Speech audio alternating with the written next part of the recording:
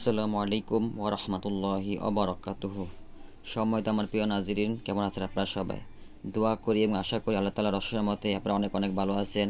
আমি আপনাদের দোয়ার বরকতে অনেক অনেক ভালো আছি। আজকে আমি আপনাদের জন্য খুবই মোজাররব এবং খুবই পরীক্ষিত একটি হাজরা দেখার আমল নিয়ে হাজির হয়েছি। আজকের আমলটি হলো পানির মাধ্যমে কিভাবে আপনারা রোগ নির্ণয় করবেন, খুব সহজে রোগীদের রোগ ধরতে পারবেন ইনশাআল্লাহ। এই জন্য আপনারা কী করবেন, সর্বপ্রথম আপনারা এক গ্লাস পানি নেবেন, রুগীকে অজু করে সামনে বসাবেন। এক গ্লাস পানি নিয়ে রুগীকে অজু করে বসাবেন। তাবিজ কবজ থাকলে রুগীর শরীরে খুলে ফেলবেন। তারপর